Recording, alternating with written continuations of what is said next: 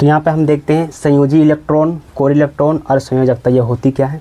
ठीक है, तो कोई भी परमाणु लेते हैं, सोडियम, इसकी परमाणु संख्या 11, मैग्नीशियम परमाणु संख्या 12, एल्युमिनियम परमाणु संख्या 13, और आगे देखते हैं क्लोरीन परमाणु संख्या 17, सल्फर परमाणु संख्या 16 और कितना क्लोरीन सल्फर। ठीक है, इतना ही को देखते हैं संयोजी इलेक्ट्रॉन क्या होती है। तो सबसे पहले हमने पीछे इलेक्ट्रॉनिक विन्यास करना सीखा था। तो इसके पहली कक्षा में 2 इलेक्ट्रॉन, दूसरी में 8 इलेक्ट्रॉन, कितना बचा 1। ठीक है, 11 इलेक्ट्रॉन है, 2 8 1, 11 इलेक्ट्रॉन हो गया। इसमें कितना होगा 2 8 2, इसका 2 8 3, इसका 2 8 7, 2 8 6। ठीक है, तो ये बाहरी कक्षा में दिख रहा है 1 2 3 7 6, इसी को बोलते हैं संयोजी इलेक्ट्रॉन। यानी कि परमाणु के बाह्यतम कक्षा में उपस्थित इलेक्ट्रॉन को संयोजी इलेक्ट्रॉन कहते हैं। यहाँ पे लिख सकते हो आप, परमाणु के बाह्यतम कक्षा में उपस्थित इलेक्ट्रॉन को संयोजी इलेक्ट्रॉन कहते हैं। बाह्यतम मतलब बाहरी कक्षा में। तो देखो, अगर पूछेगा कि सोडियम के संयोजी इलेक्ट्रॉन की संख्या कितनी है, तो आपको बताना है 1, मैग्नीशियम के संयोजी इलेक्ट्रॉन की संख्या 2, एल्युमिनियम के 3, क्लोरीन के 7, कितना 7 है, सल्फर का 6। उसी प्रकार से अगर पोटेशियम का पूछ दे कि बताओ पोटेशियम का इलेक्ट्रॉनिक विन्यास मतलब संयोजी इलेक्ट्रॉन कितना है, तो इसको कैसे बनाया था 2 8 8 1, यानी कि इसमें की बाह्यतम कक्षा में भी 1 इलेक्ट्रॉन है। ठीक है, तो इसमें भी संयोजी इलेक्ट्रॉन कितना हुआ 1 है। ठीक है, अगर उसी प्रकार से आपको बोल दिया जाए कि बताओ कि कोर इलेक्ट्रॉन, तो सेम इसी प्रकार से इसको ऐसे लिख सकते हो, ये सोडियम है, मैग्नीशियम है, एल्युमिनियम है, क्लोरीन है, सल्फर, पोटेशियम। ठीक है, 11 12 13 17 16 19, इसको कैसे किए थे इलेक्ट्रॉनिक विन्यास 2 8 1, 2 8 2, 2 8 3, 2 8 7, 2 8 6, 2 8 8 1। ठीक है, तो इसमें हम देखें कि जो बाहरी कक्षा में उपस्थित इलेक्ट्रॉन है उसको संयोजी इलेक्ट्रॉन बोल रहे थे। तो कोर इलेक्ट्रॉन होता है जो बाहरी कक्षा वाला है, इसको छोड़ दो, जो अंदर में कितना बचा है 2 8 मतलब 10 इलेक्ट्रॉन। ठीक है, तो सोडियम का कोर इलेक्ट्रॉन कितना हो गया 10 इलेक्ट्रॉन। ठीक है, मैग्नीशियम है तो मैग्नीशियम के बाहरी कक्षा के इलेक्ट्रॉन को छोड़ दो, तो कितना बचा 2 8 10 इलेक्ट्रॉन। ठीक है, एल्युमिनियम है, एल्युमिनियम का बाहरी कक्षा के इलेक्ट्रॉन छोड़ दो, कितना बचा 8 2 10 इलेक्ट्रॉन। क्लोरीन है तो इसके बाह्यतम कक्षा के इलेक्ट्रॉन छोड़ दो 10 इलेक्ट्रॉन, इसमें भी छोड़ दो 10 इलेक्ट्रॉन, इसमें भी छोड़ दो 10 इलेक्ट्रॉन। तो देखो कोर इलेक्ट्रॉन क्या होता है, यहाँ पे आप लिख सकते हो कि परमाणु के बाह्यतम कक्षा के इलेक्ट्रॉन को छोड़कर शेष बचे इलेक्ट्रॉन को कोर इलेक्ट्रॉन कहते हैं। यहाँ पे लिख सकते हो आप, परमाणु के बाह्यतम कक्षा को छोड़कर शेष बचे हुए इलेक्ट्रॉन को कोर इलेक्ट्रॉन कहते हैं। ठीक है, अगर आपसे पूछें कि बताओ कि सल्फर का कोर इलेक्ट्रॉन कितना होता है, तो बाहरी कक्षा में कितना 6 इलेक्ट्रॉन, इसको छोड़ दो, बाकी कितना बच रहा है 8 2 10 इलेक्ट्रॉन। ठीक है, अब आता है संयोजकता। देखिए होती है, ठीक है, संयोजकता क्या होती है। यहाँ पे देखिए, कोई भी दुनिया में कोई भी आदमी हो या कोई भी जीव हो, वो क्या चाहता है कि जल्दी से जल्दी अपना काम ख़त्म करें और आराम करें। ठीक है, आराम करने का मतलब निष्क्रिय हो जाए, उसको कोई काम करना नहीं पड़ेगा। तो सेम उसी प्रकार से ये जो तत्वों के परमाणु होती है वो यही चाहती है कि वो निष्क्रिय हो जाए। निष्क्रिय कब होता है, अगर किसी परमाणु के बाहरी कक्षा में अगर 8 इलेक्ट्रॉन पूरा हो जाता है तो वो परमाणु निष्क्रिय हो जाता है। 8 इलेक्ट्रॉन, तो 8 इलेक्ट्रॉनों को समूह को अष्टक कहते हैं। अब कभी कभी हम बोलेंगे कि अपना अष्टक पूरा करते हैं। ठीक है, तो आपको समझ जाना है कि 8 इलेक्ट्रॉन पूरा करना है। ठीक है, जैसे देखिए यहाँ पे क्या है, सोडियम परमाणु संख्या 11, मैग्नीशियम परमाणु संख्या 12, एल्युमिनियम परमाणु संख्या 13। अच्छा, यहाँ पे देखिए फास्फोरस परमाणु संख्या 15, सल्फर 16, क्लोरीन 17। ठीक है, यहाँ पे समझते हैं थोड़ा सा। देखिए सोडियम है, तो सोडियम को कैसे इलेक्ट्रॉन विन्यास किए थे 2 8 और 1, इसको कैसे किए थे मैग्नीशियम को 2 8 2, एल्युमिनियम को 2 8 3, फास्फोरस 2 8 और 5, सल्फर 2 8 6, क्लोरीन 2 8 7, ठीक है। तो ये इसका क्या था, इलेक्ट्रॉनिक विन्यास। अब सब आपको सेम सेम ही लग रहा हो, ठीक है। तो संयोजी इलेक्ट्रॉन देख लिए, अब संयोजकता थोड़ा सा देखते हैं कि होता क्या है। देखिए, जब कोई परमाणु अपना अष्टक पूरा करने के लिए इलेक्ट्रॉनों को त्याग अथवा ग्रहण करता है, उसी को संयोजकता कहते हैं। जितने इलेक्ट्रॉन को त्याग या ग्रहण करता है वो सब इलेक्ट्रॉन क्या होता है, उसका संयोजकता होता है। देखिए, ये अष्टक का पूरा कर सकता है, या तो किसी से 7 इलेक्ट्रॉन मांगेगा, या तो 1 इलेक्ट्रॉन दे देगा, ठीक है। या तो 1 इलेक्ट्रॉन को त्याग कर देगा, या तो 7 इलेक्ट्रॉन को ग्रहण करेगा। तो 1 इलेक्ट्रॉन इसको देना आसान है, ठीक है, क्योंकि एक ही इलेक्ट्रॉन है, ठीक है। 1 इलेक्ट्रॉन इसको देना आसान है, और 7 इलेक्ट्रॉन मांगना थोड़ा सा इसको मतलब कठिन है, थोड़ा सा नहीं, बहुत कठिन है। 7 इलेक्ट्रॉन नहीं मांग सकता है, लेकिन 1 इलेक्ट्रॉन आसानी से किसी को दे सकता है। तो कितने इलेक्ट्रॉन को त्याग करेगा, 1 इलेक्ट्रॉन को। अगर 1 इलेक्ट्रॉन को त्याग कर देगा तो 12 कक्षा में 8 इलेक्ट्रॉन पूरा हो जाएगा ना, अष्टक पूरा हो जाएगा, तो ये निष्क्रिय हो जाएगा, ठीक है।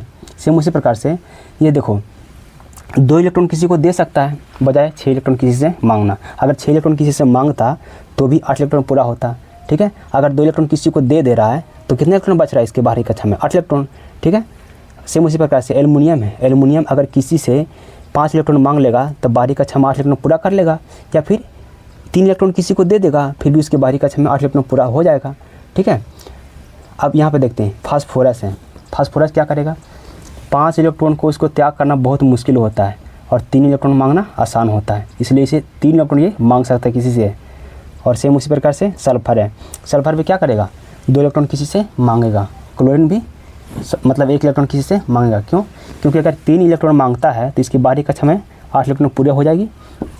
2 इलेक्ट्रॉन मांगता है तो इसकी बाहरी कक्षा में 8 इलेक्ट्रॉन पूरा हो जाएगा, और 1 इलेक्ट्रॉन मांगता है तब इसके बाहरी कक्षा में 8 इलेक्ट्रॉन पूरा हो जाएगा, ठीक है। तो यहाँ पे देखना, जब किसी परमाणु के बाहरी कक्षा में 1 2 या 3 इलेक्ट्रॉन होता है, वो इलेक्ट्रॉन को त्याग करता है। क्या करता है, इलेक्ट्रॉन को त्याग करता है। अगर किसी परमाणु के बाहरी कक्षा में 5 6 या 7 इलेक्ट्रॉन होता है, वो इलेक्ट्रॉन को ग्रहण करता है, ठीक है। तो उम्मीद है कि सबको समझ में आ रहा होगा। देखिए, 1 2 3 इलेक्ट्रॉन होगा ना, तो इलेक्ट्रॉन वो क्या करेगा, ग्रहण करेगा। 5 6 7 होगा तब इलेक्ट्रॉन को त्याग करेगा। देखो, जितने इलेक्ट्रॉन को त्याग करेगा उसके ऊपर प्लस आ जाएगा उतना, जितने इलेक्ट्रॉन को ग्रहण करेगा उतना उस पर माइनस आ जाएगा। जैसे देखिए, अगर सोडियम है, सोडियम 1 इलेक्ट्रॉन को त्याग कर रहा है तो इसके ऊपर कितना प्लस आएगा, 1 प्लस आएगा, ठीक है। मैग्नीशियम है, मैग्नीशियम 2 इलेक्ट्रॉन को त्याग करेगा तब इसके ऊपर 2 प्लस आएगा। सेम उसी प्रकार से एल्युमिनियम है, एल्युमिनियम अगर 3 इलेक्ट्रॉन को त्याग करेगा तो इसके ऊपर कितना, 3 प्लस आएगा। सेम उसी प्रकार से क्या, देखो फास्फोरस है, फास्फोरस इलेक्ट्रॉन को त्याग कर रहा है कि ग्रहण कर रहा है, ग्रहण करेगा। कितना इलेक्ट्रॉन, अभी 5 इलेक्ट्रॉन है, अभी 3 इलेक्ट्रॉन इसको चाहिए, तब कितना माइनस आएगा, 3 माइनस आएगा, कितना, 3 माइनस आएगा, ठीक है। सेम उसी प्रकार से देखो, यहाँ पे सल्फर है, सल्फर है ना, सल्फर है, तो कितने इलेक्ट्रॉन इसको चाहिए, 2 इलेक्ट्रॉन और चाहिए, तो इस पर 2 माइनस आएगा, ठीक है। बताओ, क्लोरीन है तो क्लोरीन पे कितना माइनस चाहिए, 1 माइनस चाहिए। तो यहाँ पे क्या दिख रहा है, ये पहले सोडियम था, अब सोडियम आयन बन गया, मैग्नीशियम था, मैग्नीशियम आयन बन गया, एल्युमिनियम था, एल्युमिनियम आयन बन गया, फास्फोरस था, फास्फोरस आयन बन गया, सल्फर था, सल्फर आयन बन गया, क्लोरीन था, क्लोरीन आयन बन गया, ठीक है। जब कोई परमाणु इलेक्ट्रॉन को त्याग अथवा ग्रहण करता है तो वो धनायन ऋणायन बन जाता है, ठीक हो। जिस पर धनावेश होता है, देखो ये सब धनायन है ना, और ये सब ऋणायन है, ठीक है। ये क्या है, इस पर धनावेश है, इसलिए इसको धनायन बोल सकते हैं, धनायन, ठीक है। और ये इसको क्या बोल सकते हैं, इसको ऋणायन, ठीक है। ऋणायन क्यों बोलेंगे, क्योंकि इस पर माइनस आवेश है, ऋणावेश है, ठीक है। धनावेश है तो धनायन और ऋणावेश है तब ऋणायन, ठीक है। तो संयोजकता की परिभाषा क्या लिखेंगे कि कोई भी परमाणु अपना अष्टक पूरा करने के लिए जितने इलेक्ट्रॉन का त्याग अथवा ग्रहण करता है उसे संयोजकता कहते हैं। यहाँ पर देखना, संयोजी इलेक्ट्रॉन क्या था, सिर्फ बाहरी कक्षा का इलेक्ट्रॉन था। संयोजकता जितना इलेक्ट्रॉन को त्याग करेगा और जितना इलेक्ट्रॉन को ग्रहण करेगा वो सब उसका संयोजकता होगा। 1 इलेक्ट्रॉन को त्याग करेगा तो इसकी संयोजकता 1 होगी, 1 इलेक्ट्रॉन ग्रहण करेगा तब संयोजकता 1 होगी, 2 इलेक्ट्रॉन को त्याग करेगा तब संयोजकता 2 होगी, 2 इलेक्ट्रॉन को ग्रहण करेगा तब संयोजकता 2 होगी। देखो, 3 इलेक्ट्रॉन को त्याग करेगा तब संयोजकता 3 होगी, 3 इलेक्ट्रॉन ग्रहण करेगा तब संयोजकता 3 होगी, ठीक है। तो इसकी संयोजकता कितना हो जाएगी, 1 हो जाएगी, इसकी 2 हो जाएगी, इसकी 3 हो जाएगी। देखो, इसकी भी 3 और इसकी भी 2 और इसका 1, ठीक है। तो जितना इलेक्ट्रॉन को त्याग करेगा उतना इलेक्ट्रॉन को ग्रहण करेगा, वही उसका संयोजकता होता है, ठीक है। जो त्याग करता है उस पर धनायन बनता है, जो ग्रहण करता है उस पर ऋणायन बनता है। देखो, ये धनायन और ऋणायन बनता किस लिए, देखिए समझते हैं। जैसे कि देखिए सोडियम है, तो सोडियम में क्या बोले थे कि सोडियम में कितना इलेक्ट्रॉन होता है, सोडियम में इलेक्ट्रॉन की संख्या 11 होती है, प्रोटॉन की संख्या भी क्या होती है, 11 होती है। ठीक है, तो 11 इलेक्ट्रॉन 11 प्रोटॉन। अब बताओ इलेक्ट्रॉन पर कौन सा आवेश, माइनस आवेश, प्रोटॉन पर प्लस आवेश। ठीक है, इलेक्ट्रॉन पर माइनस आवेश, प्रोटॉन पर प्लस आवेश। कहने का मतलब 11 इलेक्ट्रॉन 11 प्रोटॉन दोनों क्या हो गया, उदासीन हो गया। अब बताओ इलेक्ट्रॉन को त्याग करेगा तो इस पर अब कितना इलेक्ट्रॉन बच रहा है, इस पर बच रहा है 10 इलेक्ट्रॉन टोटल। प्रोटॉन कितना, 11। अभी भी प्रोटॉन इलेक्ट्रॉन से एक अधिक है, मतलब माइनस से प्लस अधिक है, इसलिए प्लस इस पर होगा। कितना प्लस, कितना अधिक है, एक अधिक, इसलिए इस पर एक प्लस होगा। ठीक है, अच्छा अब देखते हैं मैग्नीशियम है, मैग्नीशियम में कितना इलेक्ट्रॉन होगा, इलेक्ट्रॉन होगा इस पर 12। ठीक है, प्रोटॉन कितना होगा, प्रोटॉन होगा 12। अब बताओ ये भी बोल रहा है कि इलेक्ट्रॉन त्याग कर रहा है, प्रोटॉन कर रहा है, नहीं कर रहा है।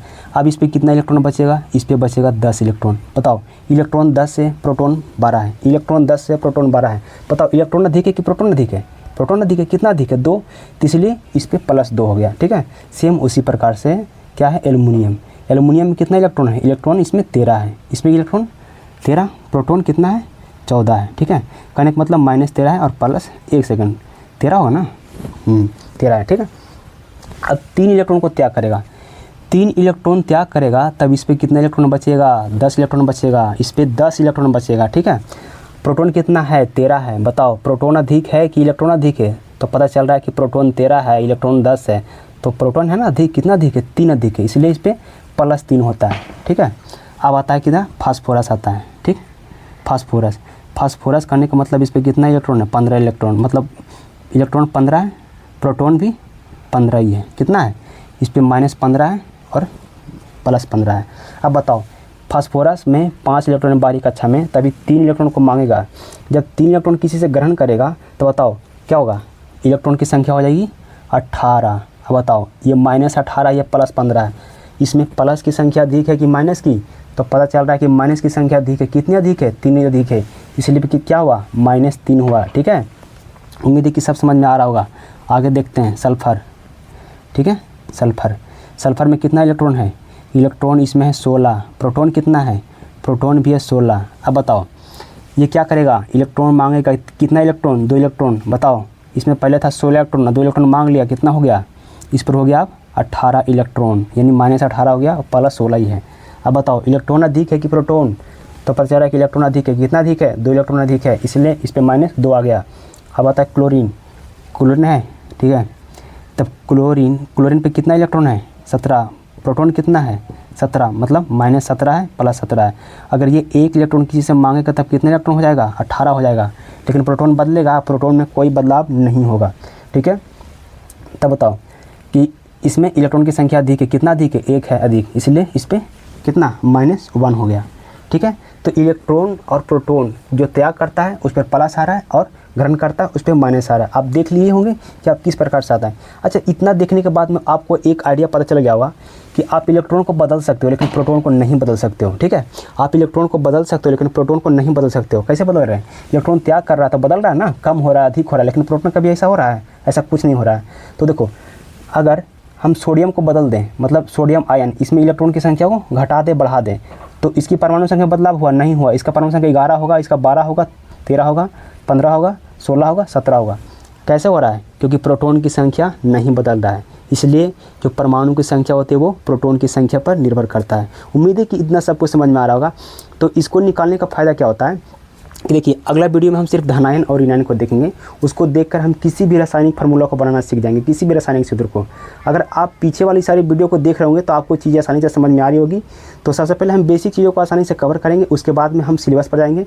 सिलेबस मतलब इतना टफ होता नहीं है जितना टफ बना दिया जाता है। ठीक है, तो उम्मीद है कि आपको सब कुछ समझ में आ रहा होगा। आगे देखते हैं।